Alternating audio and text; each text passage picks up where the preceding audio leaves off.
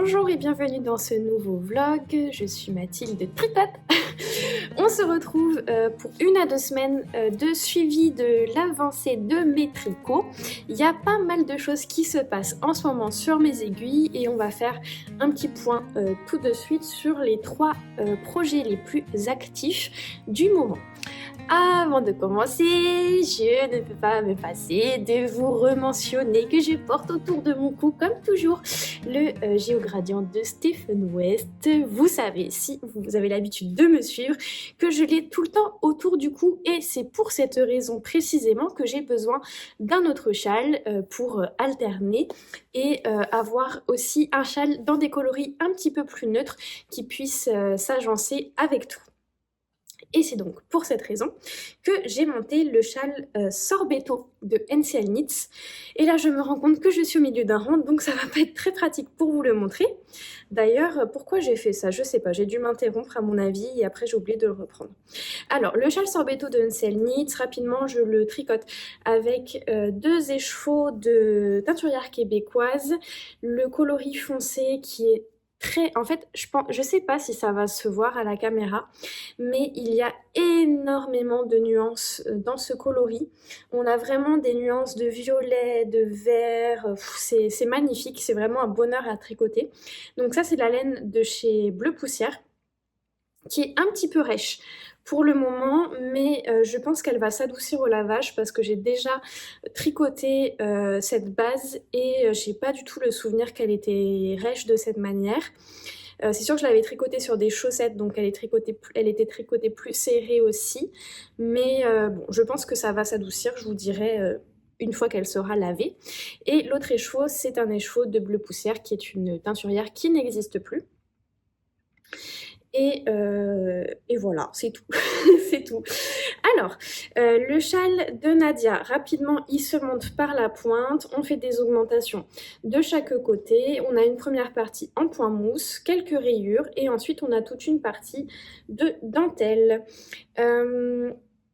Tout le long du châle, on a une maille centrale ici qui petit à petit va venir se décaler sur un côté du châle. En fait là, je viens de terminer tout le premier panneau de dentelle et à la fin de ce premier panneau de dentelle, on est au maximum du nombre de mailles que va avoir le châle. Et en fait, sur la suite de la construction du châle, ce qu'on va faire, c'est qu'on va continuer à faire des augmentations d'un côté et des diminutions de l'autre de manière symétrique, ce qui fait qu'on va tout le temps avoir le même nombre de mailles, mais simplement le châle va commencer à se décaler un petit peu dans sa construction et la maille centrale aussi va venir se décaler au fur et à mesure.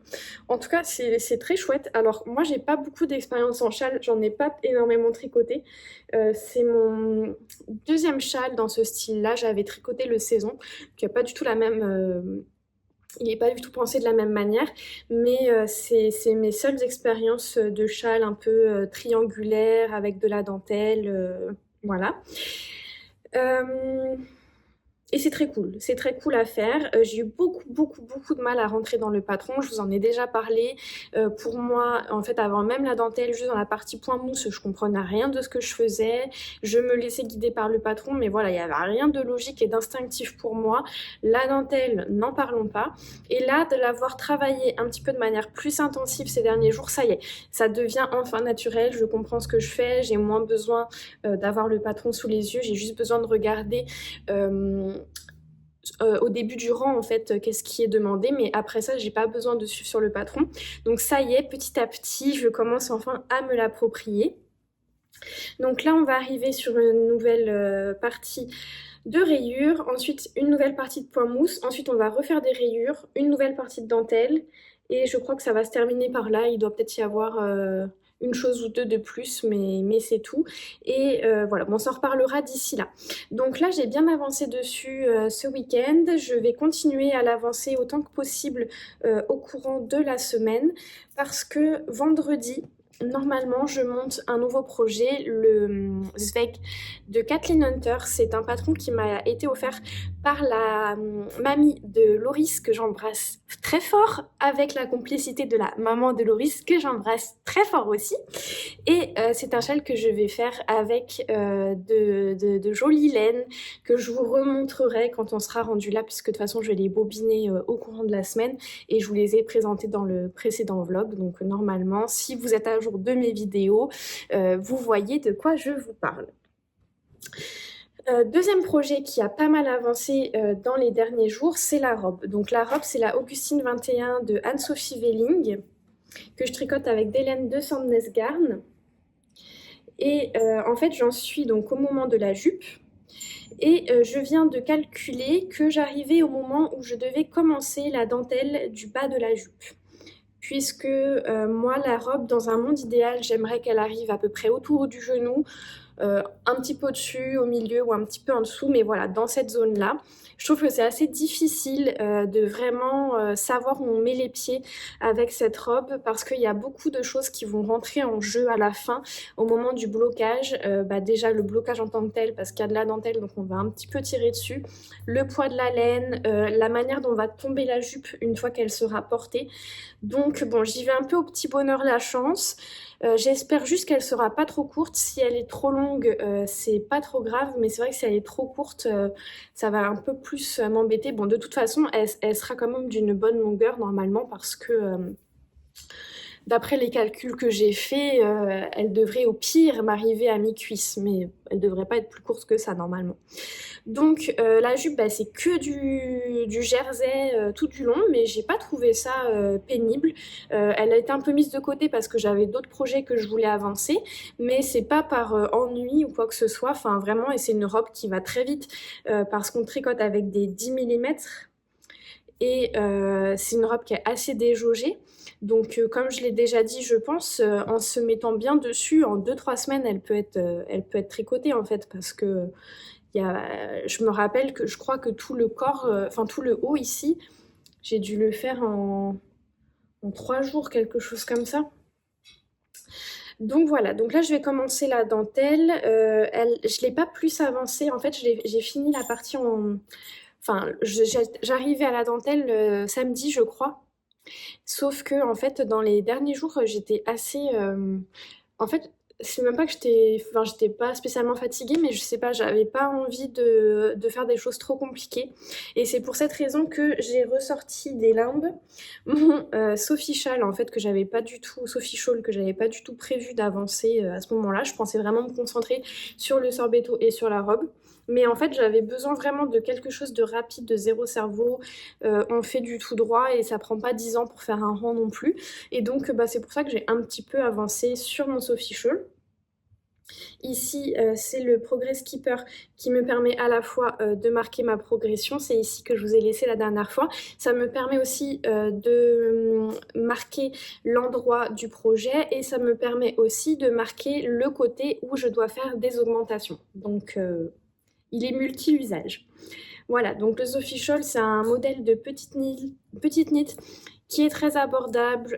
C'est juste du point mousse, on vient faire des augmentations d'un côté. Et quand on arrive à un certain nombre de mailles ou à la moitié de notre laine ou à la moitié de la longueur qu'on désire, eh bien on repart dans l'autre sens, on fait exactement la symétrie mais en faisant des diminutions au lieu des augmentations. Là, j'ai tricoté plus que la moitié de la première partie normalement. Donc bon, là c'est sûr qu'au fur et à mesure les rangs augmentent, donc forcément ça va être un petit peu plus long à chaque fois, mais à la fin je devrais avoir, je pense, entre 50 et 60 mailles, quelque chose comme ça d'après mes calculs.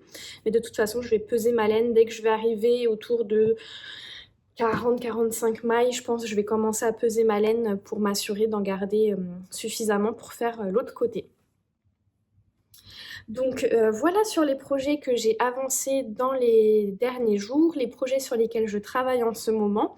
A priori, je pense me concentrer sur ces 3 projets-là jusqu'à vendredi, comme je l'ai dit.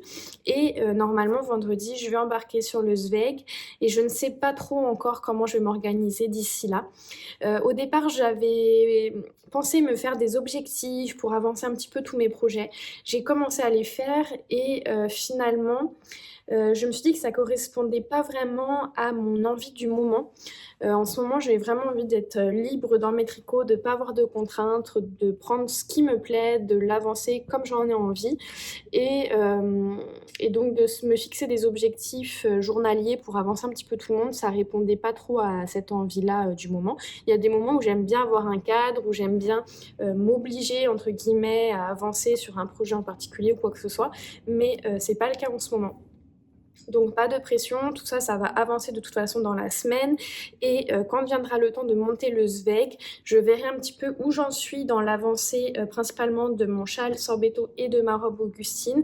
Et selon où je suis rendue à la fin de la semaine, à ce moment-là, je pense que je verrai où pour faire une avancée vraiment tout en douceur avec le Zweig pour pouvoir finir mes 2 autres projets et ensuite me concentrer sur le Zweig, ou on reverra les priorités à ce moment-là, puisque le châle principalement peut attendre, la robe un peu moins, j'aimerais qu'elle soit terminée le plus rapidement possible, sans me mettre d'objectif ou de pression en particulier, mais tout simplement dans l'objectif de pouvoir la porter avant que les beaux jours arrivent. Voilà, donc ça fait le petit point pour le début de semaine.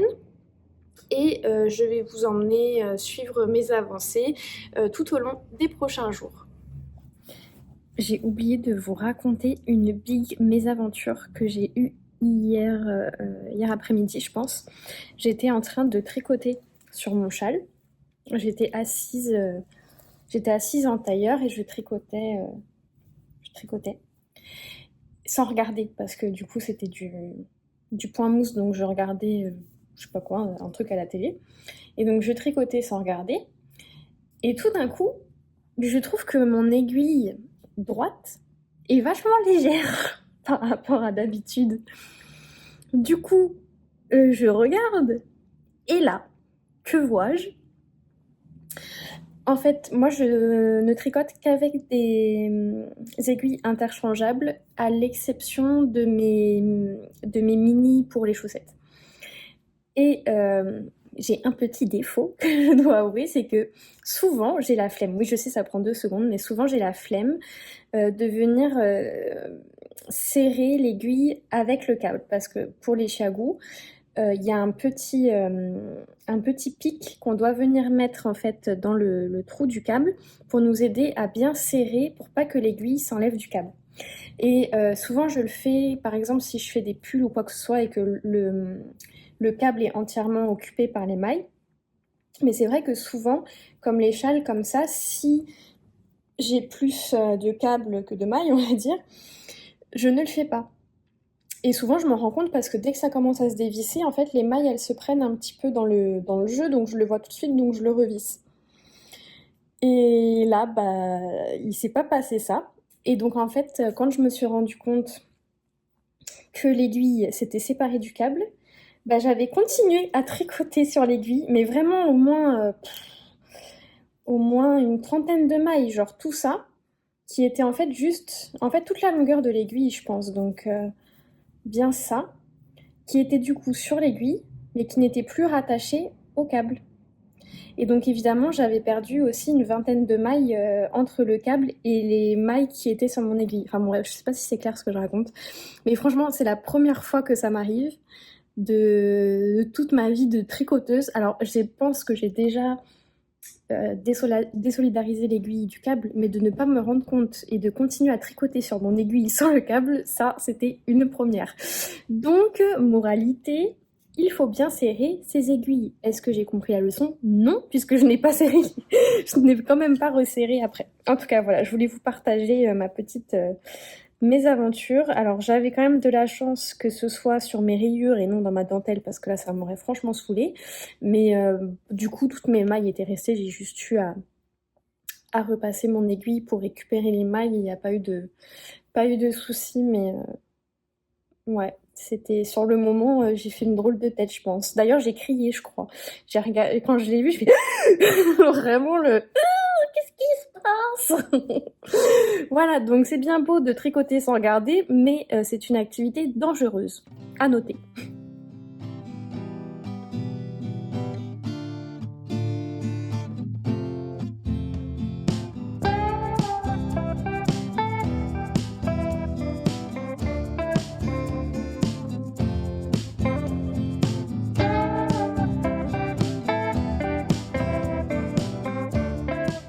On est vendredi 1er février, je ne suis pas venue vous voir cette semaine, tout simplement parce que j'ai eu une semaine assez chargée et les journées sont passées à la vitesse de l'éclair tout simplement, et aussi j'ai un petit peu moins tricoté qu'en temps normal, et surtout je n'ai pas avancé les projets que je voulais. Je m'explique.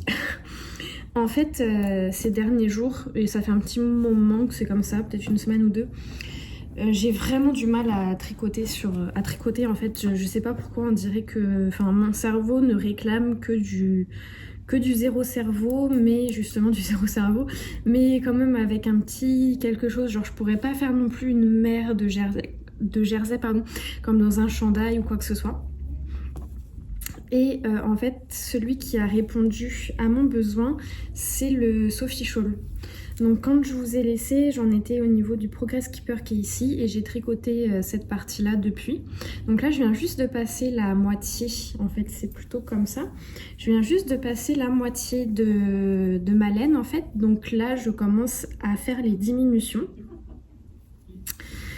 J'ai eu un peu de mal à trouver mes marques pour pouvoir comptabiliser mes rangs. Au départ, parce que vous savez, on fait une augmentation un certain nombre de rangs.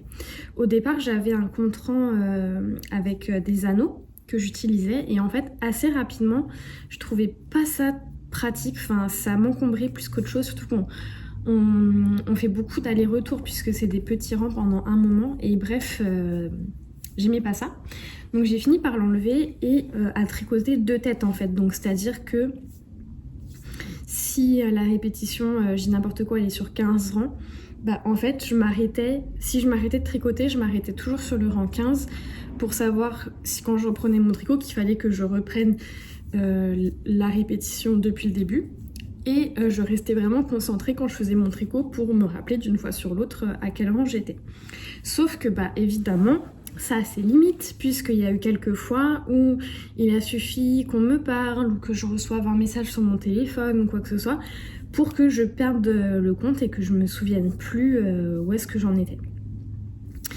Et là, depuis quelques jours, en fait juste depuis hier, je crois, hier ou avant-hier, je me suis mis un compte rang comme ça. Oups, attendez, où est-ce que... Ouais. Donc ça vient de chez Twill & Print. Je crois qu'elle est revendue dans certaines boutiques en France, mais c'est une artisane québécoise.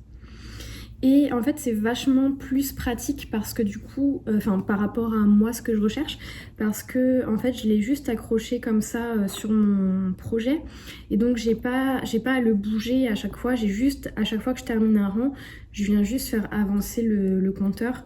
Même souvent, je le fais avancer que sur les rangs droits. En fait, je fais 2 par 2, comme ça me fait moins de manipulation. Et voilà, donc je suis contente d'avoir trouvé une technique qui me convient, et je pourrais la réutiliser si je fais d'autres Sophie Shawl. Les petits contrans comme ça, j'en avais acheté 3. Sauf que sur les 3, il n'y a que lui qui fonctionne véritablement. Je pense que j'en ai déjà un petit peu parlé.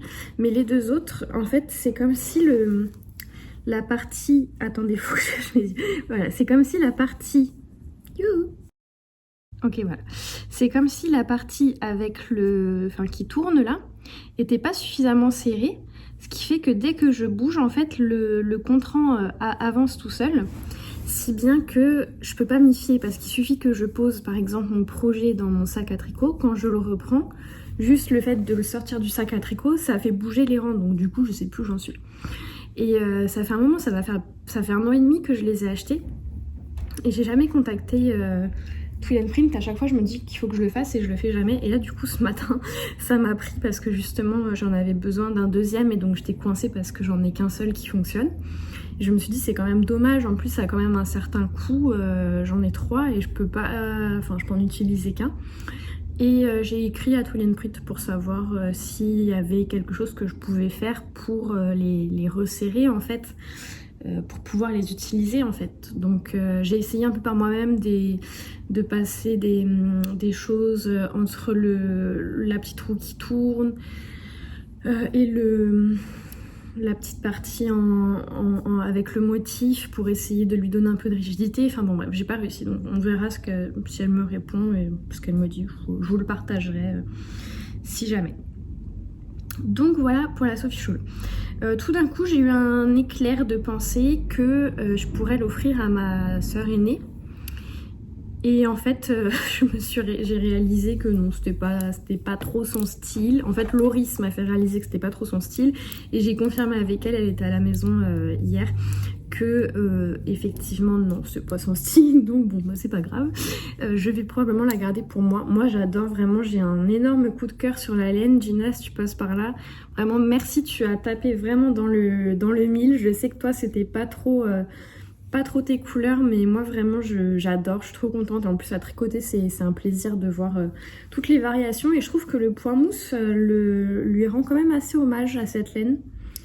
Au niveau de la taille, j'ai fait beaucoup, en fait à la moitié de ma laine j'avais beaucoup moins de mailles que ce que j'étais censée avoir selon le patron. Surtout qu'en plus c'était une pelote assez généreuse, elle faisait 107 grammes je crois. Donc j'ai pas trop compris parce que ça faisait quand même pas mal de rangs en moins.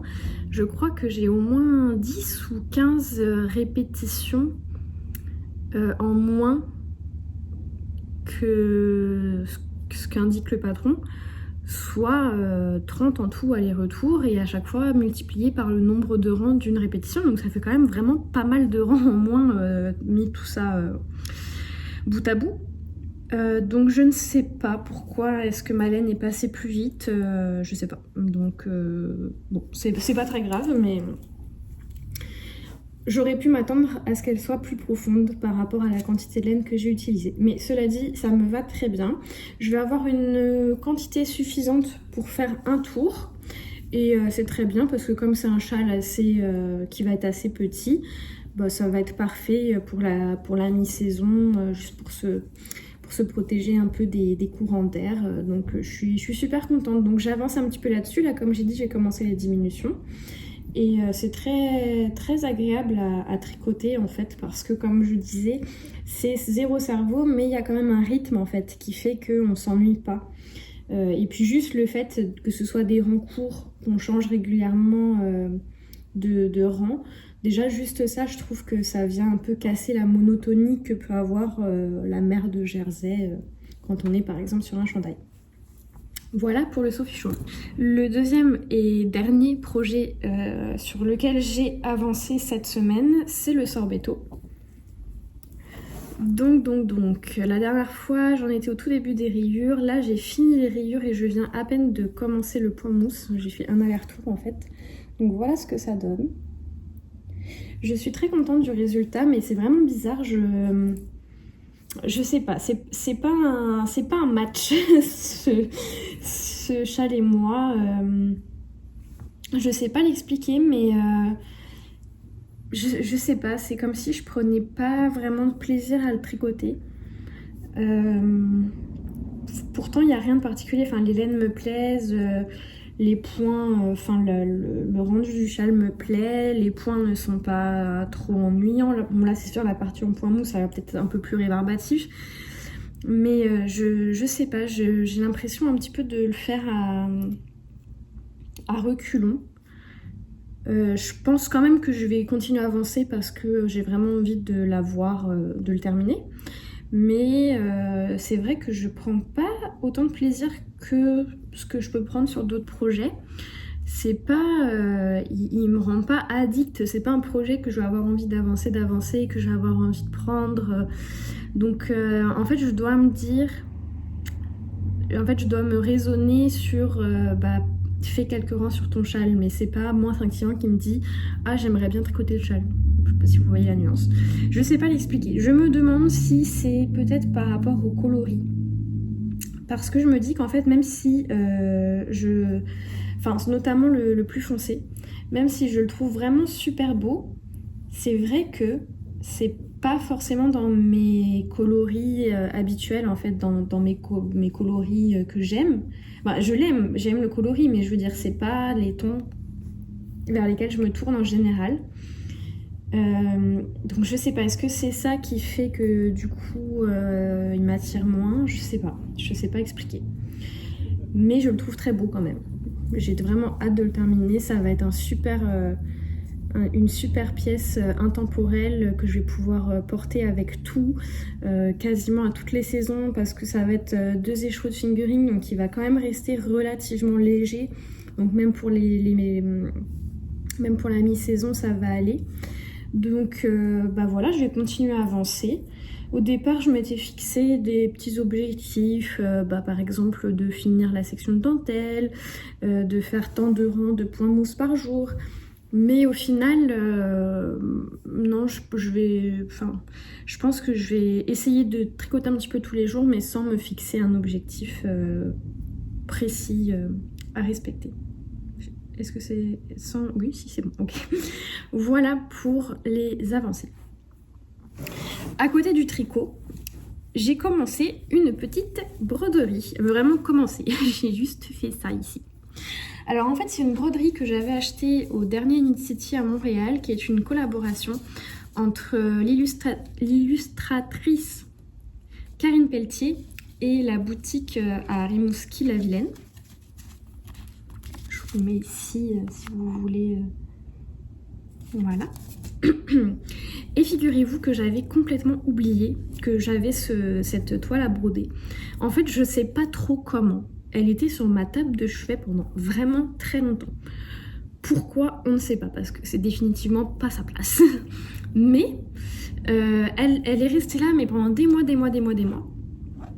Et cette semaine, sur Instagram, je vois une abeille un peu similaire brodée comme ça. C'était peut-être la même ou c'en était une autre, je sais. J'ai même pas fait attention parce que dès que je l'ai vue, je me suis dit oh, mais au fait, ma toile à broder, où est-ce qu'elle est? Alors là, je me suis mis à tout retourner, tous les endroits où je stocke les loisirs créatifs autres que la laine, la broderie, la couture, etc. Introuvable. Je me suis dit, mais c'est pas possible. En plus, vous voyez, c'est quand même assez petit. Donc je me dis, bon là, si ça a glissé dans un meuble ou quoi que ce soit, je vais jamais la retrouver.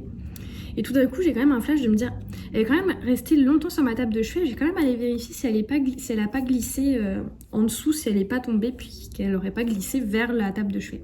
Et là, bingo, je l'ai retrouvée, donc complètement encastrée dans ma chambre. Enfin bon, bref. Donc j'étais très contente et ça m'a donné envie de la commencer, surtout que ça fait plusieurs jours, même plusieurs semaines que j'avais envie de faire un peu de broderie, sauf que je le faisais pas à cause de mon entorse au poignet, parce que je me disais que c'était des mouvements qui risquaient de... Enfin c'était des mouvements trop minutieux en fait par rapport à mon entorse.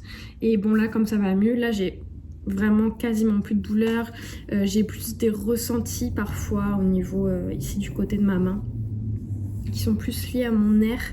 Mais au niveau de mes ligaments, je pense que ça s'est vraiment bien remis parce que j'ai presque plus du tout de douleur.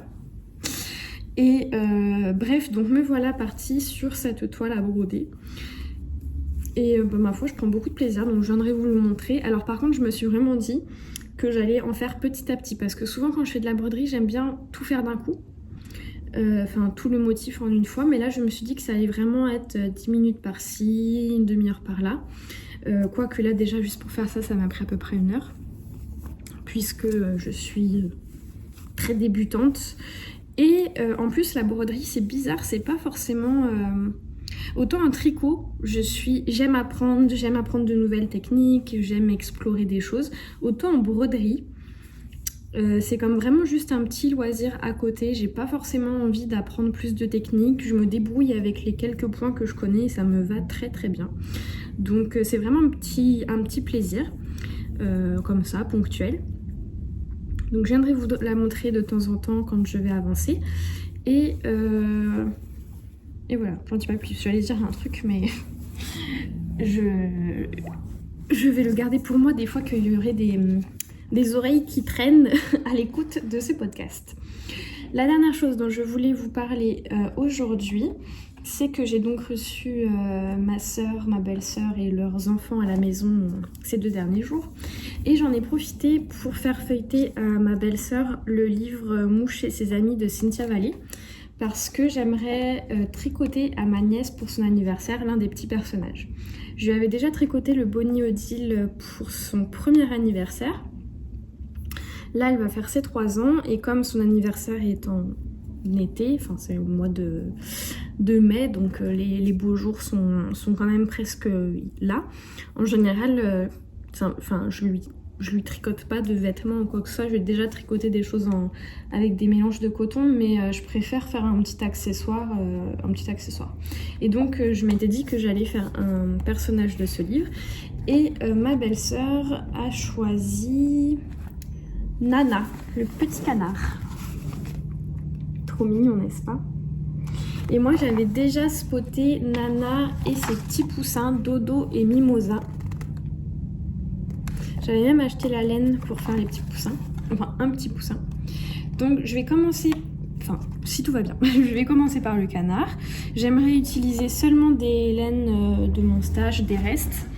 On va voir si je trouve des choses qui me conviennent. Et j'aimerais commencer quand même dans pas trop longtemps, parce que l'anniversaire de ma nièce c'est mi-mai. On est déjà début mars. Je sais que ça va être long à faire parce que c'est très petit, c'est très minutieux, c'est sur des fines aiguilles, c'est des fines circonférences. Et j'ai pas envie d'être speed en fait, j'ai envie de prendre mon temps et de prendre du plaisir à le faire, parce que je me souviens que le Bonnie Odile c'était vraiment très cool à créer en fait, à voir le personnage se former au fur et à mesure. Donc j'aimerais bien le monter vraiment, j'ai envie de dire dès que possible en fait, dès que j'aurai un peu moins de choses sur mes aiguilles. Donc moi j'ai lu le livre en version française, il existe aussi en version anglaise. C'est assez accessible aux débutants aventureux si je peux dire, dans le sens où dans le livre on a énormément d'explications, de techniques. Donc on n'a pas seulement les patrons, on a vraiment plein de détails sur comment faire le montage, comment placer, marquer les endroits où on va positionner les yeux, les rangs raccourcis, tout ça. Donc on est vraiment tenu par la main. Et on a aussi au début du livre une petite histoire pour chaque personnage. Enfin, c'est vraiment un livre qui est très bien fait, qui est très très beau. Ça va être la première fois que je vais tricoter un patron du livre, donc je vous dirai ce que j'en pense. Surtout que moi, le tricot en français, c'est pas forcément ce que je préfère. Et surtout tricoter sur un livre particulièrement, puisque moi en général, je tricote sur mon application Knit Companion, où je peux suivre en fait rang par rang ce que je fais, etc., faire des annotations. Là, je vais pas pouvoir annoter, donc je me dis peut-être ce que je pourrais faire, c'est faire une photocopie du patron que je vais faire pour pouvoir cocher les rangs où j'en suis, voilà. Donc ça, ce sera à venir dans les prochaines semaines, Ouais. Dites-moi si vous avez déjà fait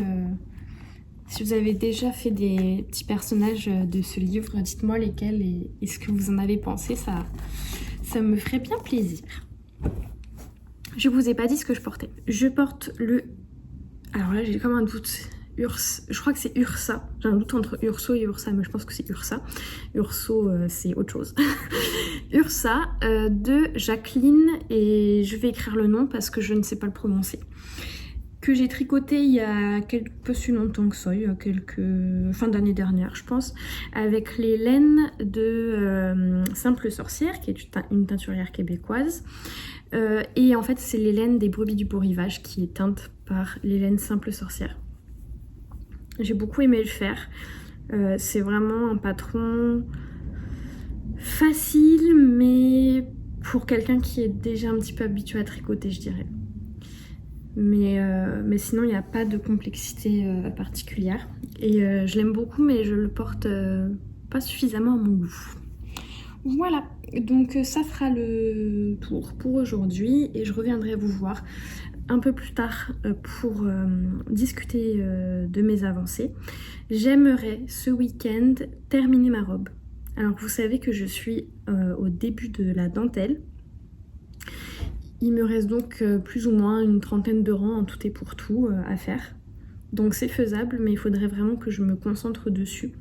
Donc on va voir. Je veux pas me forcer non plus, mais j'aimerais vraiment ça.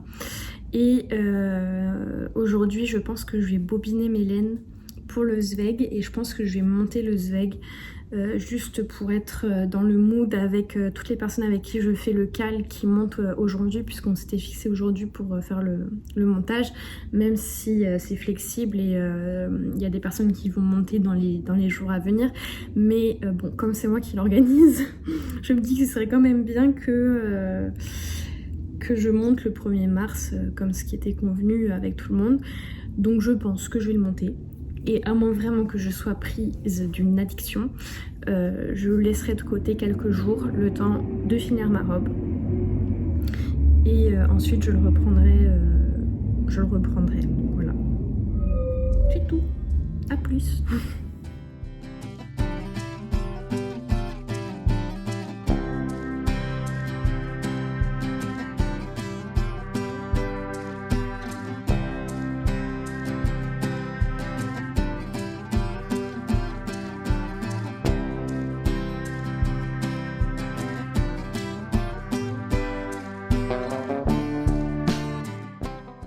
Hello, on est samedi 3 mars.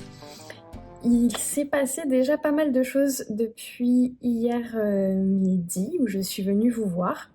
En fait, dans la journée d'hier, on a reçu un appel au test pour une paire de chaussettes, donc dans un groupe de testeuses. Et je lui ai dit que c'était pour une paire de chaussettes, oui, je pense. Et j'ai pas répondu, en fait, tout simplement parce que j'ai déjà 2 paires de chaussettes sur mes aiguilles et que j'ai déjà des envies dessinées de ce que j'ai envie de monter comme paire de chaussettes après celle-ci. Donc je n'ai pas répondu. Et puis en milieu d'après-midi à peu près, la designeuse a fait savoir qu'il lui manquait une testeuse dans la première taille, dans la taille 56 mailles, qui est la taille que je tricote habituellement. Donc je me suis dit, bon, j'imagine qu'il y a quelqu'un qui va se proposer, donc j'ai laissé passer un petit peu de temps. Et puis finalement, en début de soirée, j'ai vu qu'il y avait toujours personne qui s'était proposé, que presque tout le monde avait vu le message. Donc je me suis dit, dans un élan de générosité, bon Mathilde, vas-y. Donc je me suis dévouée pour tester le patron dans la première taille. Ce qui m'a convaincue, c'est que déjà le patron me plaisait, que j'avais les laines en stock pour le faire et qu'en plus elles étaient toutes déjà entamées, enfin c'est ou des restes ou des restes en fait. Donc voilà, et surtout qu'on avait quand même un bon délai pour faire une seule chaussette. C'est-à-dire même plus que 3 semaines, 3-4 semaines. Donc je me suis dit, bon, ça va être fait rapidement, je vais avoir une jolie paire de chaussettes et ça va rendre service à la designeuse, donc tout le monde est gagnant. Sauf que du coup ça vient un peu bouleverser tout mon équilibre puisque je suis plus dans une dynamique de baisser mon nombre d'encours et que là il n'y a rien qui va parce que entre cette chaussette et le Zweig, il y a 2 projets qui vont monter dans les jours à venir sur mes aiguilles et rien qui en sort pour le moment. Donc, je me reconcentre sur le test de chaussettes dans un premier temps. C'est un test secret, donc je ne pourrai pas vous montrer la chaussette avant sa sortie et je ne peux pas non plus vous dire pour qui je teste. Par contre, ce que je peux vous dire, c'est que ça va être une jolie petite chaussette dans un motif floral, donc avec du jacquard. Et j'ai choisi pour cela d'utiliser ces laines. Donc ça, c'est celle-ci. C'est de la laine Ah zut. Oh là là, j'ai un gros blanc. Bon, mais je vais l'écrire parce que j'ai un gros blanc.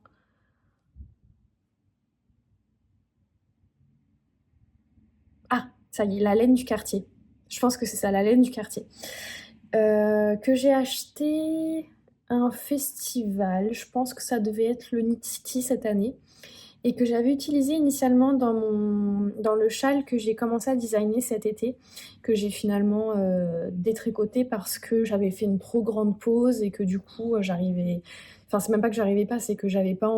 Ça m'avait fait perdre le goût en fait d'avancer dans le design, donc j'avais détricoté et c'était de la laine à chaussettes. Là, j'ai pas sous les yeux, mais ça doit être de la 80-20 à peu près, 80 mérino, 20% nylon. Donc je vais utiliser ce coloris en coloris principal. Il me reste 75 grammes à peu près parce que j'avais donné une partie de l'écheveau dans le cadre des échanges du calendrier de l'Avent. Donc c'est ça, là il me reste à peu près 75 grammes, donc ça va aller, surtout que je prévois faire la chaussette, enfin une tige assez courte, donc je devrais être ok. Ensuite ici on a un verre qui ressort pas trop mal à la caméra. C'est rare pour le verre. Peut-être parce qu'on a une luminosité tellement pourrie, pardonnez-moi du terme, qu'au final ça évite l'altération des couleurs. Ça c'est de la laine j'ai vraiment un problème aujourd'hui, de la compagnie Laine et Biscotte. Je sais que je l'ai reçu dans un calendrier de l'Avent. Je suis presque sûre que c'était dans le calendrier de l'Avent de Manon. Mais comme j'ai mélangé tout ce que j'ai reçu dans mes 2 calendriers de l'Avent dans la même boîte, j'ai mis une petite réserve des fois que ma mémoire me fasse défaut, mais je pense que c'est un cadeau de Manon. Et là aussi c'est de la laine à chaussettes et donc ça va être parfait puisque je vous ai dit que c'est un motif floral. Le vert va être utilisé pour faire le motif des feuilles, des tiges. Et enfin, pour faire les petites fleurs du motif floral, j'ai cette laine-là, qui, si je ne me trompe pas encore une fois, provient aussi du calendrier de l'Avent de Manon. Je n'ai pas regardé si je la voyais sur son... Parce que j'ai pas le... Comment on appelle ça, le... Oh là là, mais ça va pas être possible, je vais pas pouvoir tourner aujourd'hui, je perds tous mes mots. Je n'ai pas l'étiquette, ou peut-être que j'ai eu l'étiquette et qu'elle s'est perdue parce que j'ai aussi eu ce problème-là, en fait, à force de tout mélanger, j'ai quelques étiquettes qui se sont désolidarisées des restants que j'ai reçus. Donc bref, tout ça pour dire que je suis pas sûre à 100% que ce soit une laine avec du nylon. Mais instinctivement, je pense que oui, mais je ne suis pas sûre. Cela dit, c'est pas très grave parce que ça va être vraiment une toute petite partie du jacquard. Donc je me dis que puisque ça va être entouré de... Enfin, vu que c'est utilisé dans le jacquard et qu'il n'y en a pas beaucoup, je pense pas que prendre trop de risques si jamais il n'y a pas de nylon dedans. Donc voilà mon petit combo. Et je dois rendre ma copie pour le 27 mars au plus tard. Donc voilà, là on est le 3, donc je vais quand même être large. Cela dit, je vais quand même essayer de la monter assez rapidement. La seule chose, c'est que là actuellement j'hésite ou entre terminer ma chaussette, la première chaussette de mes Margot version romantique, pour ensuite récupérer l'aiguille, faire une chaussette de ce design et après repartir pour faire les deuxièmes chaussettes de mes 3 paires en cours. Ou je lance celle-ci sans terminer la première chaussette des Margot. Ça peut être ça aussi, mais comme j'ai pas décidé, c'est pour ça en fait. C'est juste pour ça que je l'ai pas encore montée. Et aussi parce que j'ai eu le patron il y a pas très longtemps. Dans l'après-midi, on l'a reçu fin de matinée, je crois, quelque chose comme ça.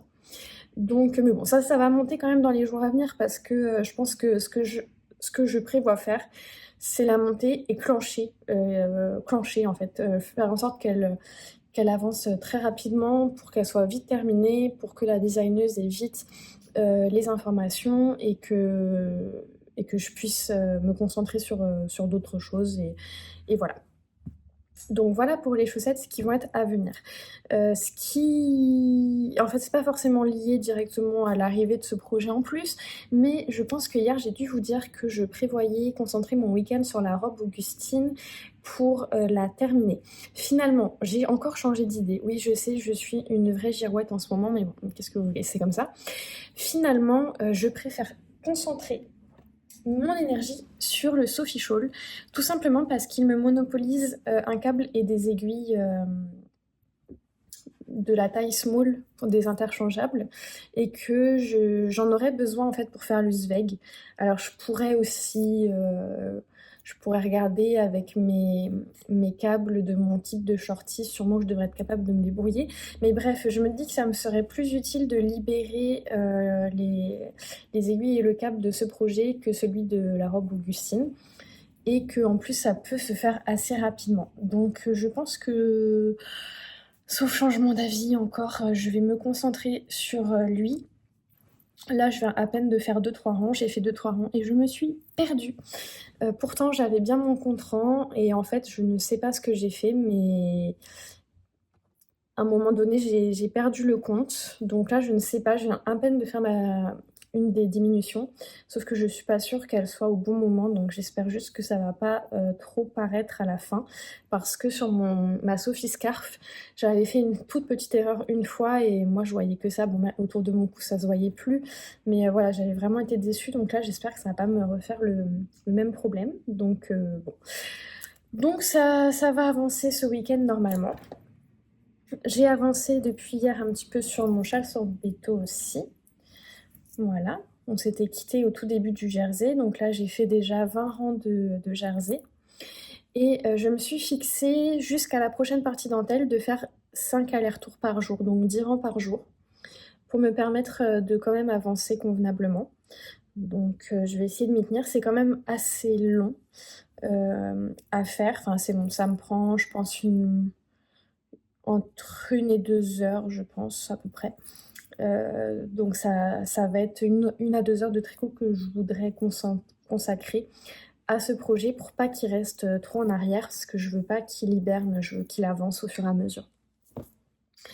Et le Zweig, j'ai toujours pas bobiné les échos et donc j'ai encore moins castonné. Va falloir que je m'en occupe. Bobiner, c'est sûr que je vais le faire dans le week-end. Castonner, je sais pas, là ça me tente très bien, mais je sais que j'ai tellement de choses en ce moment à penser sur mes projets, etc., que je sais pas trop. Faut que je fasse un peu le point, le vide dans ma tête, pour pas que ça devienne trop envahissant et anxiogène, cette multitude de projets et d'envies. Donc bon, je vous tiendrai au courant. Petit aparté plus ou moins hors tricot. Depuis le début de la vidéo, je pense que je vous dis que je sais pas ce que j'ai du mal à tricoter, que je me sens... c'est ça, que j'ai du mal à me concentrer sur mon tricot et que pourtant je me sens pas spécialement fatiguée. Et en fait, hier soir, j'ai eu une illumination. Je me suis rendu compte qu'en fait, j'étais fatiguée, mais du cerveau, pas du corps. Donc c'était là mon problème, c'est que j'avais vraiment un épuisement cérébral. Et c'est vrai que les 2 dernières semaines, j'ai eu deux semaines assez chargées, et notamment au travail.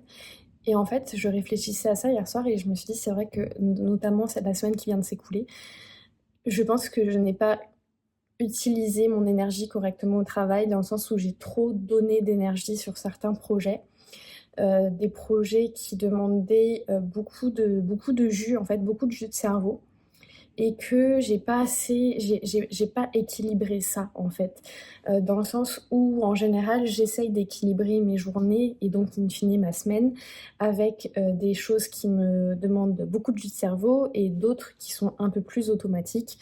Ce qui fait que comme ça, j'arrive à préserver un petit peu mon énergie parce que je trouve un équilibre. Et en fait, cette semaine, j'ai fait que des choses qui m'ont pompé du jus et je n'ai presque rien fait de moins prenant, en fait, cérébralement parlant. Et en fait, du coup, donc, je me suis dit, bon, j'ai identifié le problème, donc la semaine prochaine, je ne ferai pas ça, et les autres semaines aussi. Je vais essayer de rééquilibrer un petit peu mon emploi du temps et mes tâches pour retrouver cet équilibre-là, surtout que je sais que je vais avoir un mois de mars assez chargé. Donc ça va être important que je réfléchisse à ça, à l'aménagement de mes tâches et de mes projets, pour ne pas terminer ma semaine au bout du rouleau en ne sachant plus aligner 3 mots, comme c'est le cas ce week-end. Voilà.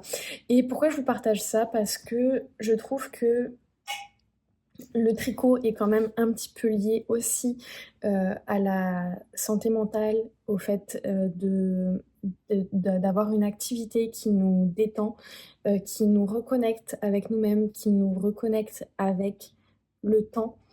C'est ce que je dis souvent, c'est que par exemple, on va dans un magasin, on voit un beau pull, on l'achète. La transaction au complet peut avoir duré 5 minutes. Quand on tricote, on va passer entre 50 et 100 heures à peu près pour tricoter un pull. Et là, on se rend compte de la valeur du temps qui passe, du temps qui est nécessaire à faire les choses, à fabriquer les choses. Et en tout cas, moi, je trouve que le tricot m'aide vraiment à me reconnecter à d'éléments. Et on est beaucoup aussi à avoir des syndromes anxieux ou en fait, à avoir un terrain anxieux et à gérer notre anxiété aussi, entre autres avec le tricot. Et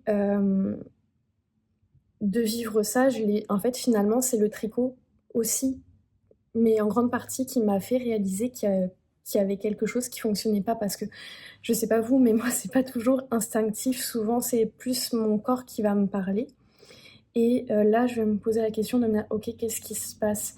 Et là, c'est notamment le fait de constater que, pour une raison que j'ignorais, j'avais du mal à rentrer dans mes projets, à avoir envie de tricoter, à tricoter des choses plus complexes. Et en fait, c'est un peu ça qui m'a alertée, de me dire, ok, il y a quelque chose qui se passe. Qu'est-ce qui se passe? Puis, qu'est-ce que je vais pouvoir faire pour régler le problème? Donc, voilà. Voilà ce que je voulais partager avec vous. Le tricot, ça peut avoir aussi une dimension plus profonde que ce que l'on pourrait imaginer. Alors vous, en tant que tricoteuse ou tricoteur, je suppose que vous le savez, mais c'est vrai que pour les gens qui tricotent pas, c'est peut-être moins palpable. Voilà. Autre chose que je voulais vous dire, là pour le coup directement en lien avec le tricot, il y a un petit moment de ça, je vous avais raconté que j'avais envie d'être plus audacieuse dans mes écoutes de podcasts tricot, podcast vlog tricot, et que j'avais envie d'aller chercher, enfin d'aller écouter plus de personnes que je ne connais pas encore et de découvrir en fait de nouvelles chaînes, souvent des chaînes dont je connais déjà l'existence, parfois même des personnes avec qui je peux discuter sur Instagram ou que je suis sur Instagram, mais que je n'ai encore jamais pris le temps d'aller écouter. Et en fait, depuis que je vous ai parlé de ça, je le fais quand même assez régulièrement. Je pense qu'au moins une fois par semaine à peu près, je regarde. Peut-être vous avez entendu l'éternuement de Loris, désolée pour ça. À peu près une fois par semaine environ, j'écoute une personne que je n'ai encore jamais écoutée. Et en fait, je ne suis pas revenue vers vous entre-temps, tout simplement parce que j'ai pas eu de coup de cœur en fait sur ce que j'ai écouté jusqu'à présent. Alors ça veut pas dire que les chaînes sont pas intéressantes ou que les personnes sont pas intéressantes, parce que c'était quand même en plus des chaînes avec quand même un certain nombre d'abonnés, voilà, des chaînes quand même relativement connues entre guillemets. Mais voilà, moi ça correspondait pas à ce que j'aime regarder, donc bon, je ne vous le partage pas dans ces cas-là. Mais aujourd'hui, je viens de faire une très belle découverte qui est la Miss Knitter, en fait, qui tourne sur ma télé actuellement, parce que je viens d'interrompre son podcast pour tourner le mien, désolée. Je ne l'avais encore jamais écoutée, je ne savais même pas à quoi elle ressemblait physiquement. Je pense que je ne la suis même pas sur Instagram, je sais pas si elle a Instagram d'ailleurs, mais par contre j'avais déjà entendu parler d'elle au travers d'autres podcasts que j'écoute. Et elle faisait partie donc de la liste des personnes que j'avais envie de découvrir. Et c'est une très belle découverte pour moi aujourd'hui. Je trouve qu'elle a une belle personnalité, qu'elle s'exprime bien.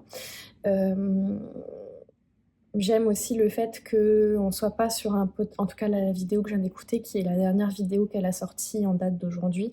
Elle a sorti il y a 2 semaines je crois, mais en tout cas la dernière vidéo sur sa chaîne.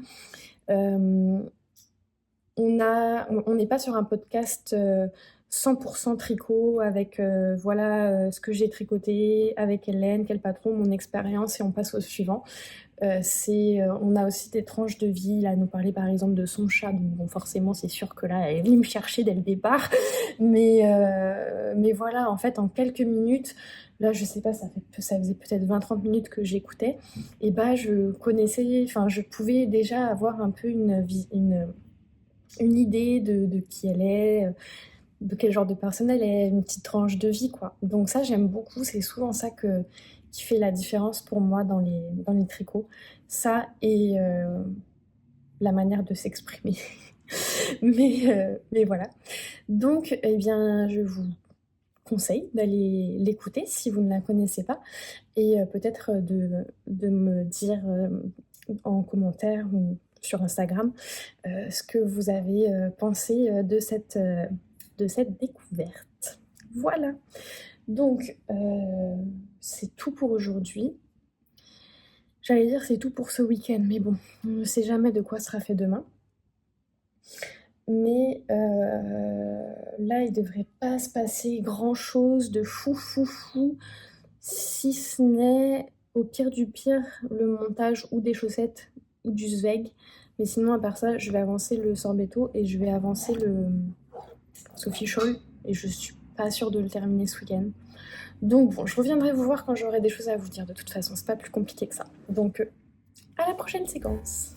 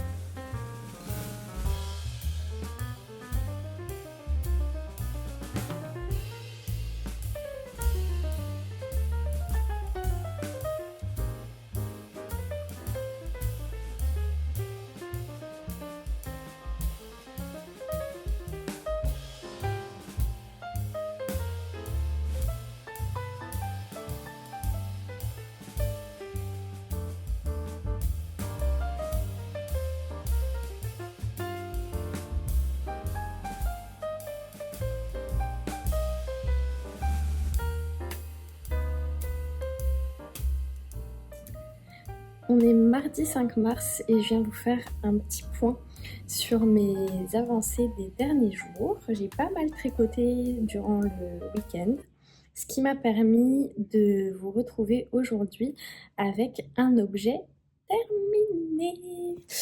En fait, j'ai terminé la Sophie Châle. Bon, il me reste juste à rentrer les fils et à la bloquer, mais le tricot est fini. Donc je suis très contente.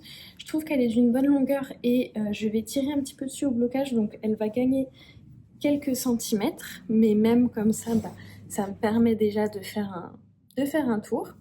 J'aime beaucoup le coloris, j'aime le fait que ce soit une petite écharpe, pas trop...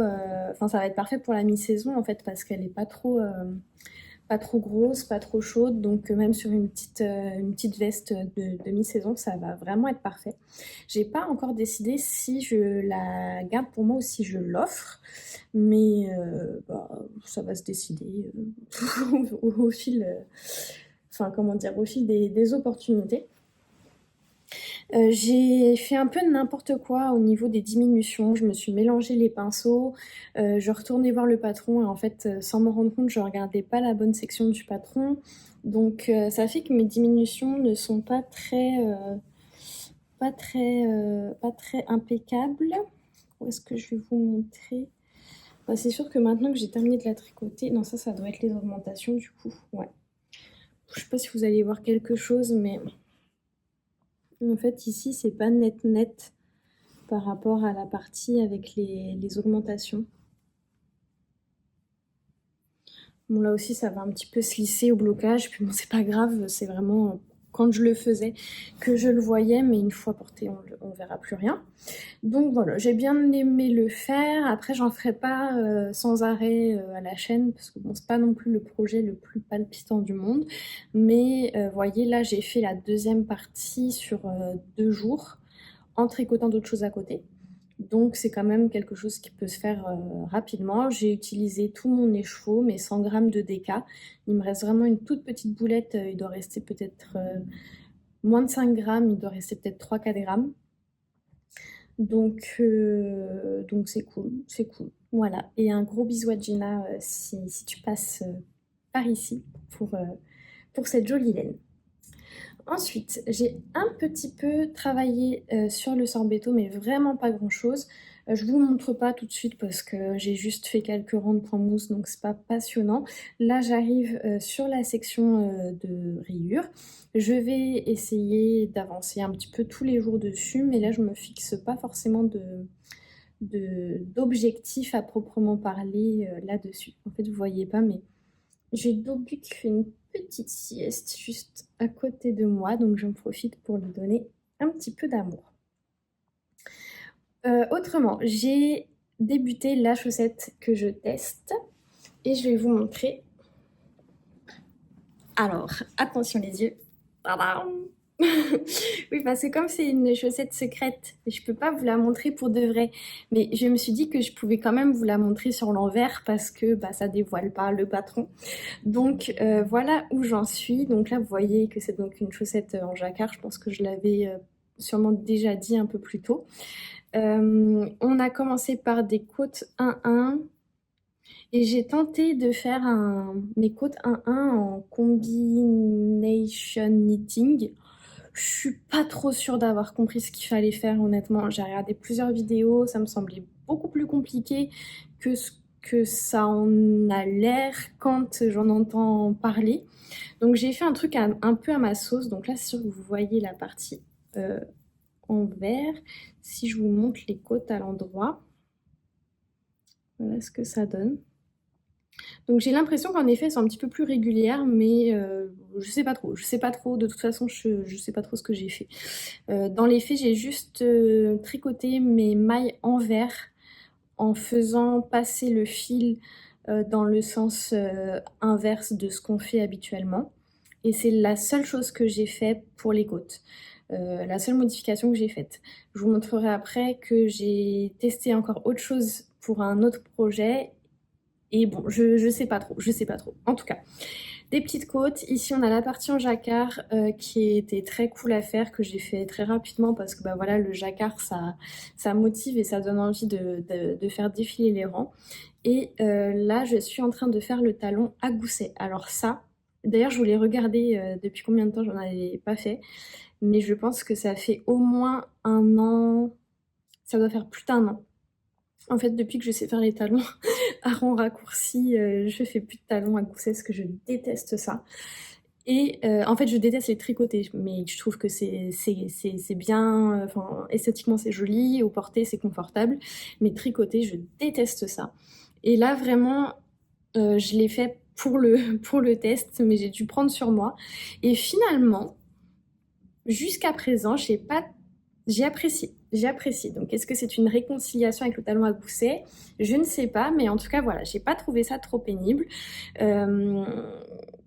J'ai fait ça, donc comme je tricote en mini circulaire, en fait j'ai mis mes mailles en attente sur ma mini circulaire et j'ai tricoté le talon en aller-retour avec mes aiguilles double pointe flexibles comme ça.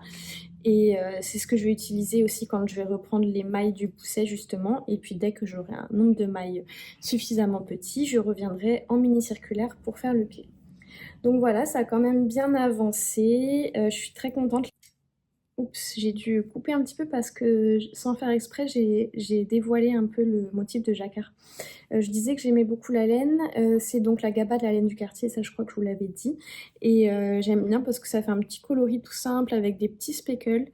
Et je suis très contente d'avoir une chaussette un petit peu dans des tons quand même neutres.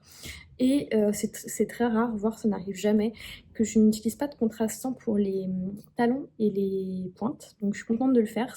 Dans le patron, c'est prévu d'utiliser les contrastants, mais moi j'avais envie de faire tout avec la couleur principale. Voilà. Et je vous reparlerai plus de ce qui est la partie en jacquard quand je pourrai vous le dévoiler, sachant que le patron va sortir bientôt, donc vous n'allez pas rester dans l'attente trop longtemps. Donc si ça vous va, je vais continuer à vous montrer un petit peu la progression comme ça, sans trop vous en parler, puisque pour le moment vous ne voyez pas le motif, donc c'est pas ce qu'il y a de plus passionnant, mais juste pour que vous puissiez un petit peu suivre mon avancée. Et la dernière chose, et j'ai oublié de le prendre, je vais aller le chercher, c'est que j'ai fait un autre caston évidemment. Et cet autre caston, c'est le Zweig de Kathleen Hunter, que j'ai castonné donc ce week-end.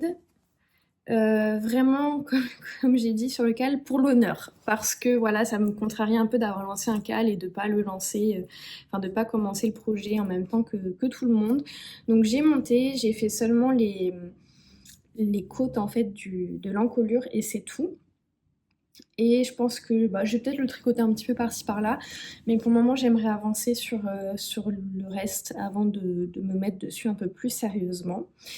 Donc j'ai fait un montage, qu'est-ce que j'ai fait comme montage? Je pense que j'ai fait un German Twisted Caston, tout simple, et j'ai réessayé encore autre chose, de la méthode de la combination knitting. Attendez, comment?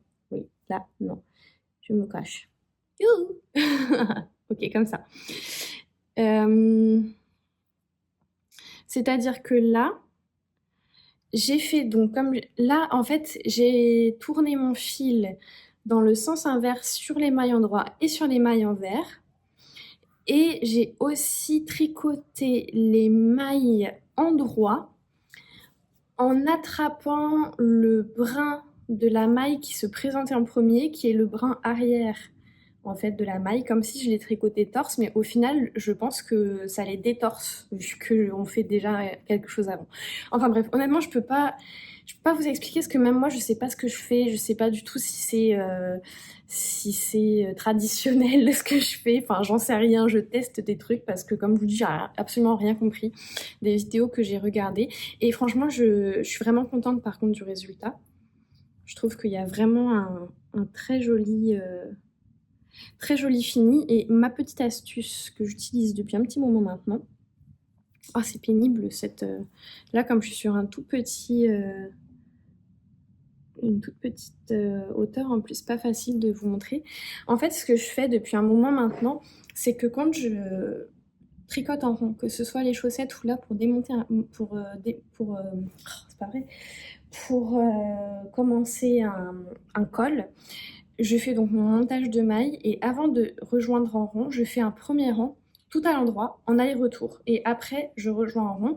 Ça me permet de ne pas twister mes mailles, parce que c'est quelque chose qui m'arrive quand même assez régulièrement si je ne fais pas cette technique, puisqu'en venant de tricoter un premier rang endroit, eh bien ça vient, déjà les mailles se mettent en place et on peut mieux voir où est le rang de montage, et il y a beaucoup moins de risques de twister son rang de montage et de devoir recommencer après si on a commencé à tricoter en rond, alors que en fait le début du projet est tout entortillé finalement. Et je trouve que ça fait une assez jolie finition aussi. Je trouve que ça vient vraiment, en fait c'est assez peu visible et ça vient vraiment uniformiser le début, parce que parfois quand on commence directement en côte, il peut y avoir un côté un petit peu de vaguelette, et je trouve que ça vient casser un petit peu ce côté-là, donc c'est quelque chose que je fais assez régulièrement. Voilà, donc jusqu'à présent, j'ai juste fait le petit col. Là, je crois qu'on passe directement dans des dans les rangs raccourcis, les augmentations, je sais pas trop. Donc j'y touche plus en fait jusqu'à ce que j'ai envie d'y retoucher. Donc voilà ma jolie laine bobinée, ça a été vraiment un plaisir de découvrir les chevaux, de l'ouvrir, de le bobiner, etc. C'est vraiment une petite merveille. Et voilà, donc, si on récapitule, donc la Sofichal est finie. Le sorbetto est quand même bien avancé. Pour le moment, je me suis enlevé des objectifs, enfin j'ai pas d'objectif fixe dessus. Par contre, j'aimerais continuer à le tricoter un petit peu tous les jours. La chaussette que je teste, je vais essayer, là par exemple aujourd'hui je me suis fixée pour objectif de terminer le talon, donc faire toute la partie du gousset pour pouvoir ensuite reprendre en rond et faire le pied. Donc ça la chaussette j'aimerais vraiment qu'elle avance rapidement. Dans un monde idéal, on est mardi.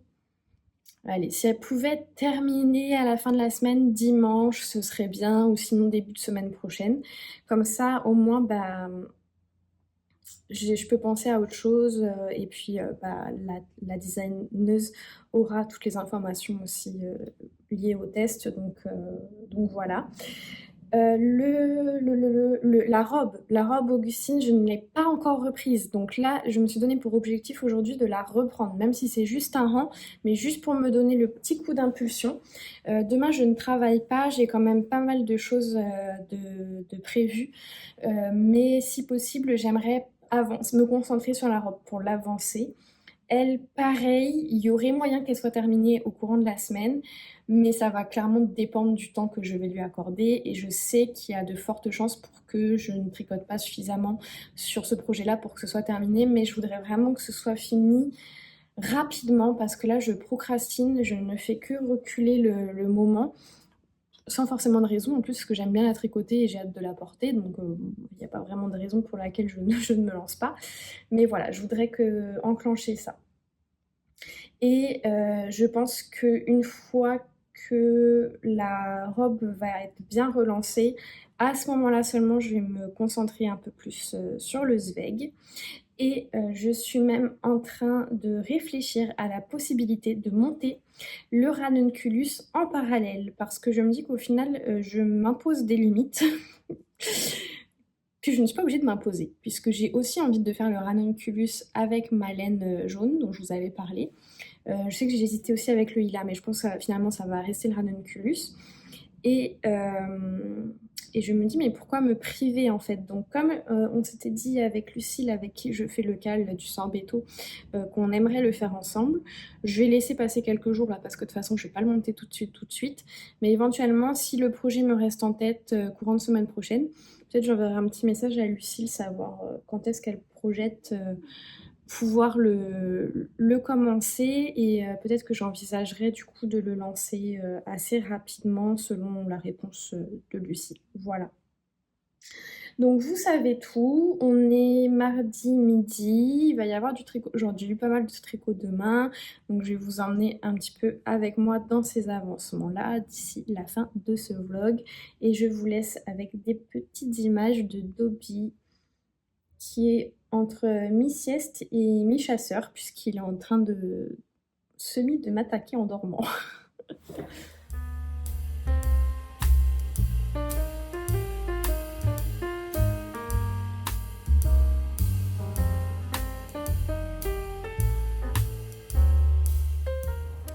Bonjour à tous, on est vendredi...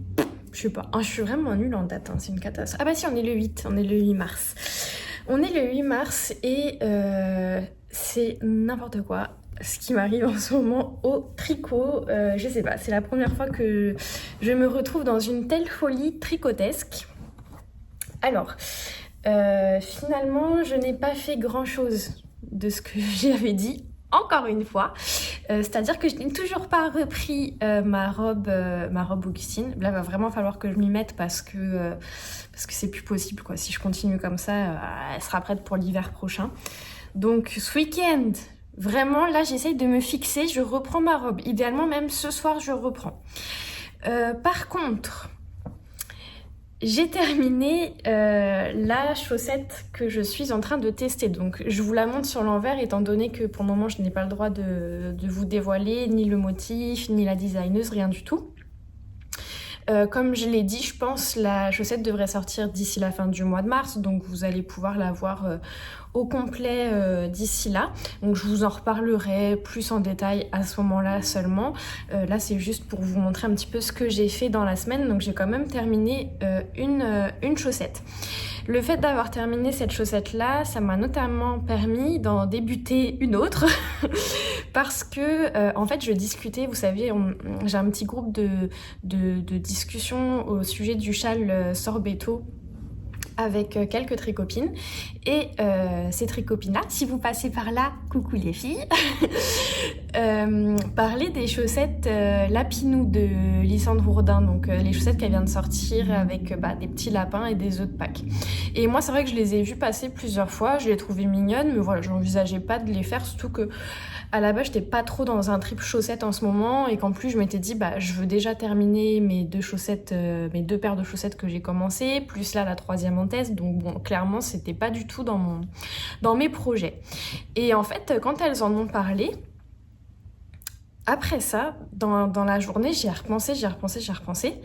Et je me suis dit, mais en fait, je sais pas, ça m'a donné envie. Du coup, je leur ai envoyé un petit message en leur disant, qu'est-ce que vous penseriez de faire un cal sur les chaussettes Lapinou puisqu'on a tout envie de les tricoter et qu'on se retient toutes parce qu'on a déjà suffisamment d'encours, et soyons folles tout ensemble. Donc on a décidé de lancer les chaussettes Lapinou. Alors ça fait pas très longtemps, je crois qu'on a décidé ça peut-être mercredi, quelque chose comme ça. Donc on est tout allé fouiller dans nos stages, voir ce qu'on trouvait. Moi j'avais quand même pas mal de coloris qui pouvaient fonctionner par rapport aux couleurs que j'avais envie d'utiliser. Et finalement mon choix s'est porté sur ces trois-là. Donc ici on a un rose vraiment très soutenu, presque fluo, mais quand même entre le pâle et le fluo. Ici on a la petite balle de jaune que j'avais aussi utilisée pour mon test. Et ici c'est le reste de la laine que j'ai racheté pour les manches de mon Elton. Donc c'est de la création Telle Mère Telle Fille. C'est un mélange de mérino, cachemire et nylon. Donc là j'ai utilisé la fin de ma première boulette, mais j'ai encore une pelote, je sais pas combien de grammes, mais il doit rester au moins 70 ou 80 grammes dessus. Donc je vais l'utiliser après. Et hier soir j'ai donc débuté les chaussettes Lapinou et voilà. Et voilà, donc voilà où j'en suis. Donc j'ai fait ça toute la soirée hier et un tout petit peu ce matin avant de commencer à travailler.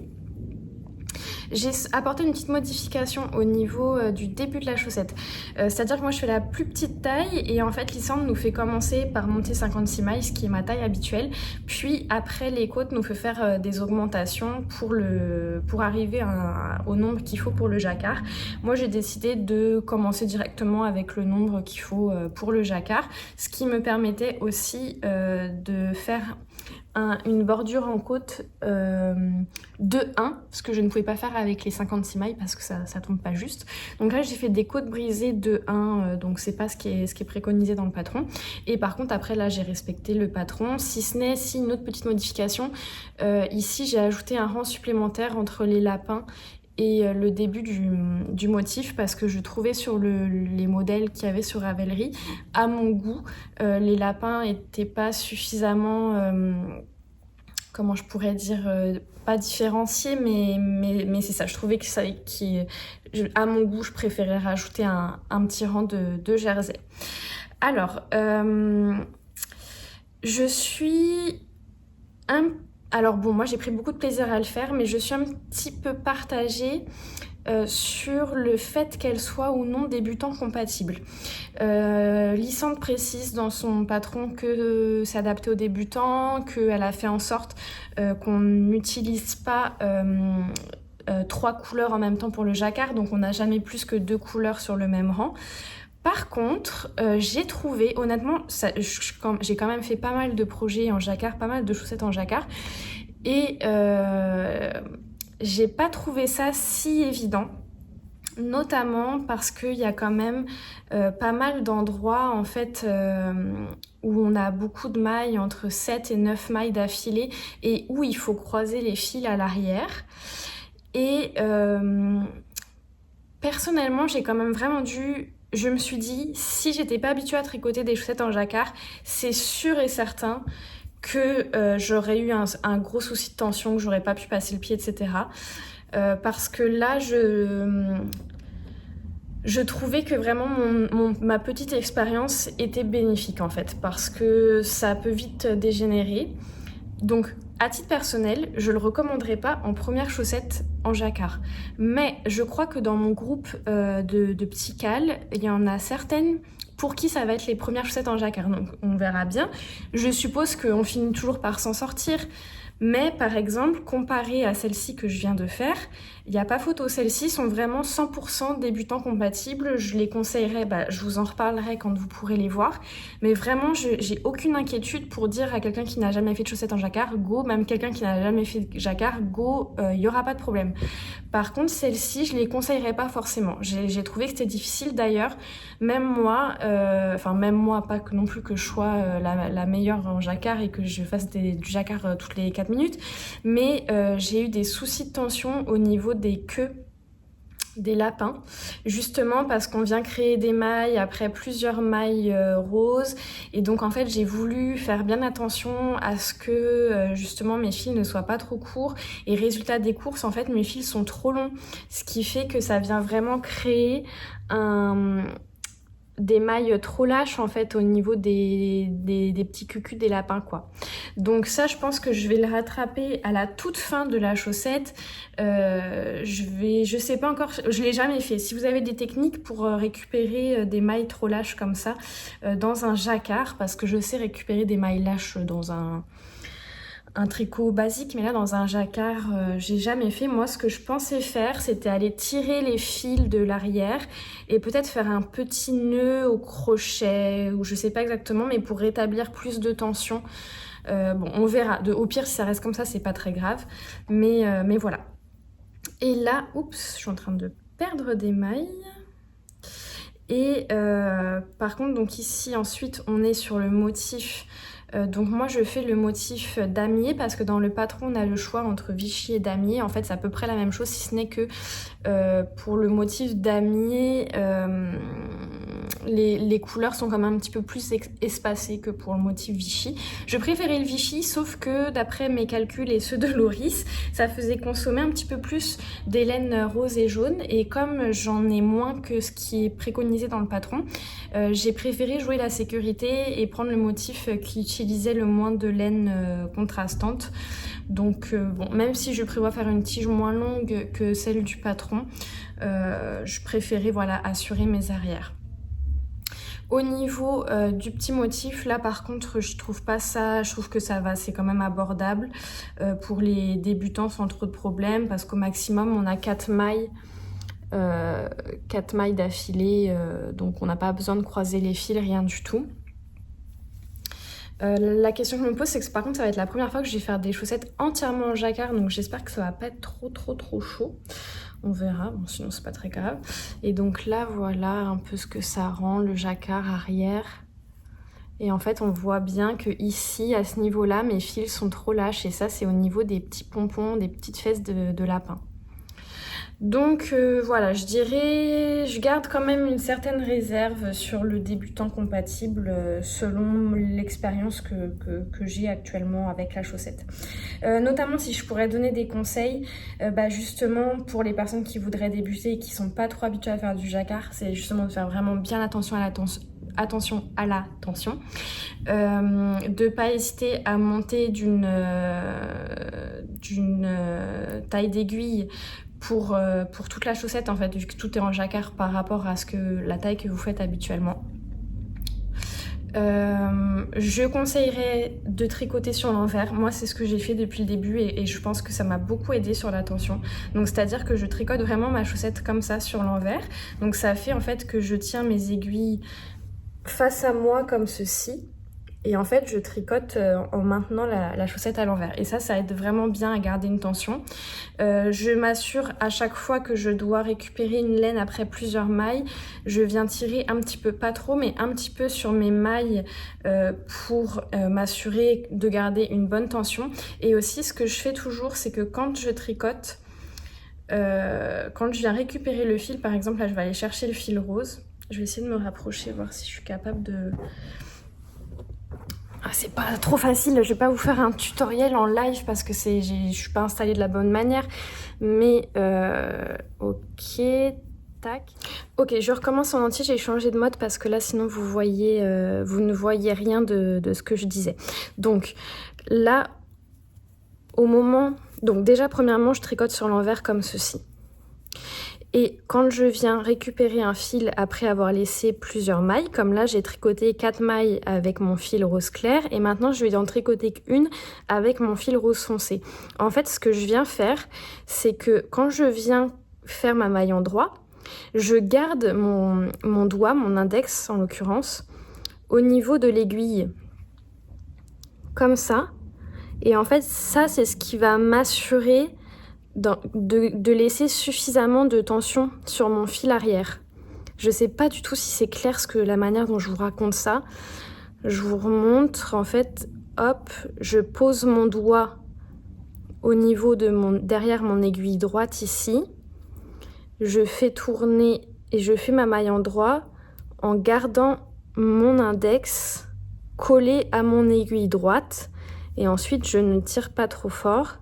Et après, seulement à la fin, je viens retirer un petit peu pour bien serrer ma maille, justement pour ne pas avoir les problèmes de maille lâche, mais tout en tenant le fil à l'arrière pour pas que ça joue sur la longueur du fil arrière et que ça vienne pas serrer en fait. Bon, voilà. Bon, éventuellement, je pourrais peut-être faire à l'occasion, là, peut-être pas là tout de suite, mais je pourrais peut-être faire une vidéo où j'explique mes techniques pour faire du jacquard de chaussettes en étant installée comme il faut pour le faire, parce que là voilà, c'était un peu sur le moment, j'avais pas prévu de vous montrer ça, donc voilà, bref. Quoi dire d'autre? Bah, je pense que c'est pas mal ça. Mes laines, je suis pas trop sûre que celle-ci soit des laines à chaussettes. Elle, c'est très possible, elle, j'en doute franchement. Mais bon, ça m'inquiète pas. En plus, comme c'est du jacquard, bah, toutes les mailles vont frotter un peu ensemble. Et puis bon, si elles s'usent plus vite, et bah, c'est pas grave, elles s'usent plus vite. Et puis c'est tout, j'en ferai une autre paire une prochaine fois. Voilà, et l'autre petite avancée, c'est le châle, le sorbetto. Donc là, j'arrive à la partie... j'arrive aux rayures, en fait, avant de reprendre la dentelle. Tadam! Donc voilà le châle sorbetto. Donc j'ai fait quelques rangs, pas grand-chose. Là, pareil, j'avais dit que je ferais un certain nombre de rangs par jour. Finalement, je ne m'y suis pas tenue. Donc, si on récapitule, actuellement, sur mes aiguilles, le châle sorbetto, la robe Augustine, le pull Zweig et les chaussettes Lapine, plus les 3 autres paires de chaussettes, donc la chaussette en test et mes 2 Margot qui sont pas terminées, mais ça je vais pas les faire pour le moment. Et est-ce que j'ai d'autres choses actives? Je ne crois pas. Donc là, il va vraiment falloir que je me canalise. Je sais que je dis ça depuis le début et que je le fais pas. Mais là, vraiment, il faudrait que je me canalise pour faire avancer mes projets. Parce qu'au final, le Zweig, depuis que j'ai monté le col le week-end dernier, on n'en a plus entendu parler. La robe, ça doit faire quasiment 2 semaines que je n'y ai pas touché. Le sorbetto, il avance un peu. C'est le seul sur lequel j'ai gardé un peu de régularité. Mais bon, à coup d'un aller-retour par jour, c'est pareil, il va être terminé dans 150 ans. Donc il va falloir que je me réveille un petit peu, quoi, que je me booste. Donc là, je sais pas, je vais regarder, est-ce que éventuellement je mettrai pas en place un système de petits papiers pour m'aider à travailler sur tous mes projets avec des mini-objectifs. Je sais que j'avais voulu le faire il y a une semaine ou 2, puis finalement j'avais laissé tomber l'idée. Mais peut-être que je vais y repenser pour, c'est ça, pour m'assurer que tout le monde avance un petit peu. Je vais voir et puis vous découvrirez ça dans le prochain épisode. Juste une petite chose, j'ai oublié de vous dire, j'en reparlerai plus en détail encore une fois quand le modèle sera sorti. Mais par rapport à la chaussette que je suis en train de tester, je crois que je vous ai parlé un petit peu plus tôt dans la vidéo que c'était une chaussette avec un talon à gousset, que je déteste ça, que j'en ai pas fait depuis un demi-siècle approximativement. Et là ce qui s'est passé, donc je vous montrais, je pense la dernière fois j'étais en train de faire la partie arrière et en fait j'ai tout fait avec mes aiguilles, les équivalents des trio crazy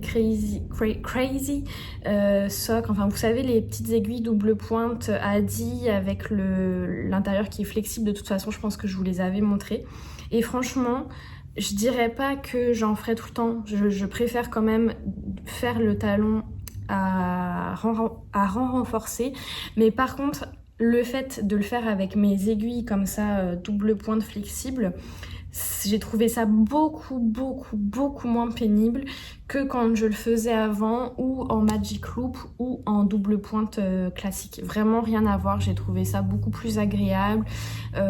Donc voilà, je suis un peu sur la voie de la réconciliation du talon à gousset grâce à l'utilisation de ces aiguilles là. Et pareil, c'est tout le temps les aiguilles que j'utilise maintenant pour faire les pointes. Et je trouve ça vraiment très pratique. Au début, j'avais vraiment du mal à trouver mes marques avec. C'était pas fluide parce que je trouvais pas vraiment comment les tenir, etc. Et maintenant que je les ai quand même utilisées plusieurs fois, c'est super fluide, ça fonctionne super bien. Je trouve ça vraiment ultra pratique. Moi je continue à faire le corps de mes chaussettes par exemple en mini circulaire parce que ça reste ma technique préférée, mais pour des personnes qui sont habituées à tricoter ou en magic loop ou en double pointe, je vous conseillerais de tester quand même cette technique là parce que je pense que ça pourrait vous convenir et peut-être être encore plus ergonomique que les deux autres techniques que je viens de mentionner. Donc franchement ouais, j'aime vraiment beaucoup le métal de l'aiguille, j'aime beaucoup. Alors moi vous savez peut-être que je suis vraiment une vendue Xiaobu. Depuis que j'ai mes Xiaobu, je ne jure que par ça et j'ai vraiment beaucoup de mal à tricoter avec d'autres marques. Et bah là pareil, quand j'ai testé les Adi, bah forcément que je voyais la différence avec les Xiaobu et que du coup j'étais pas sûre, mais finalement même si voilà je reste vendue Xiaobu, bah là j'ai trouvé ça vraiment quand même super agréable de tricoter avec celle-ci. Je trouve qu'il y a vraiment enfin ça glisse bien, l'embout est agréable. En effet là j'ai remarqué, on me l'avait dit, en effet sur les aiguilles il y a un côté avec un embout pointu et un côté avec un embout rond. Et là donc c'était la première fois, notamment pour le talon à gousset, que je faisais un petit peu attention à ça. Et du coup je venais piquer avec mon aiguille à droite, je venais piquer avec l'embout pointu. Ce qui faisait que mon aiguille gauche, quand j'étais rendue à retricoter sur cette aiguille-là, eh bien mon aiguille gauche était avec le bourron. Donc ce qui fait que quand je poussais avec mon doigt sur l'aiguille, j'avais l'embouron, donc ça me faisait c'était vachement moins inconfortable que quand on avait le bout qui pique. Et du coup pour aller piquer la maille, là j'avais le côté bien pointu. Donc franchement je suis vraiment conquise. La seule chose, moi je sais déjà plus si je viens de vous le dire ou pas, c'est que c'est vrai que ça accroche un petit peu au niveau de la jonction du câble et de l'aiguille. Que ça, chez Xiaobu, ça n'existe pas. C'est la seule petite chose que je reprocherais, c'est ça. C'est que c'est vrai que ça accroche. Mais à part ça, franchement, ouais, je suis vraiment très contente de cet outil de travail. Voilà. Bon, je pense que ça conclut cette vidéo. Je ne crois pas avoir autre chose à vous raconter pour le moment. Si c'est le cas, eh bien, je me rattraperai dans la prochaine vidéo. Alors la prochaine vidéo, il y aurait du potentiel pour qu'elle sorte directement dans une semaine parce que j'ai quand même pas mal de choses à avancer. Par contre, j'ai aussi des journées de travail qui vont être assez intenses et notamment je vais devoir aller au bureau 3 fois, je crois, la semaine prochaine, 3 jours. Et la semaine suivante, pareil. Ce qui fait que je sais que quand je vais au bureau, ces journées-là, je tricote un peu moins et souvent je suis fatiguée fatiguée aussi, donc j'aurais pas forcément envie de filmer. Je ne sais pas, donc il y a quand même un potentiel pour que la prochaine vidéo soit seulement dans une semaine, mais c'est possible aussi qu'elle soit dans 2 semaines, donc vous verrez. Encore une fois, pour ne pas manquer deux actions principales à faire: être abonné à la chaîne sur YouTube, ce qui va permettre que quand je sors une vidéo, elle va apparaître directement dans votre accueil, et vous pouvez aussi, si vous activez les notifications, être notifié de la sortie d'une nouvelle vidéo, et me suivre sur Instagram si vous avez Instagram, Mathilde Tricotte. Ça se peut qu'on soit, je crois qu'il y a au moins une autre personne qui s'appelle Mathilde Tricotte, donc fiez-vous à mon logo qui est le même que sur la chaîne YouTube, et sur Instagram j'annonce systématiquement quand je sors une vidéo, et là j'ai annoncé aussi par exemple cette vidéo là qui a été sur 2 semaines. Le week-end dernier je vous ai prévenu qu'il n'y aurait pas de vidéo, donc voilà, c'est les 2 moyens pour être sûr de ne pas me manquer, sachant qu'en ce moment j'ai un rythme un peu plus irrégulier. Voilà, donc là-dessus je vous laisse. Je vous remercie d'être toujours là, d'être un petit peu plus nombreux à chaque fois. Peut-être la prochaine vidéo je referai une mini présentation, parce que je pense que ça fait un petit moment que je me suis pas présentée. Il y a quand même pas mal de nouveaux abonnés, alors une présentation réduite, hein, je vais pas passer 10 minutes à vous raconter qui je suis, mais voilà, peut-être en quelques mots. N'hésitez pas à mettre un pouce en l'air sous la vidéo, un petit commentaire, à vous abonner. Vous savez que ça fait toujours plaisir à la tricoteuse qu'il y a derrière la caméra, et en plus ça permet de donner de la visibilité à la vidéo, que la vidéo soit plus relayée sur YouTube et proposée à d'autres tricoteuses qui ne connaissent peut-être pas encore la chaîne. Donc merci pour votre participation à ça, j'espère que vous allez bien, j'espère que vous tricotez bien, je vous embrasse très fort et je vous dis à dans une semaine ou 2. Bye bye.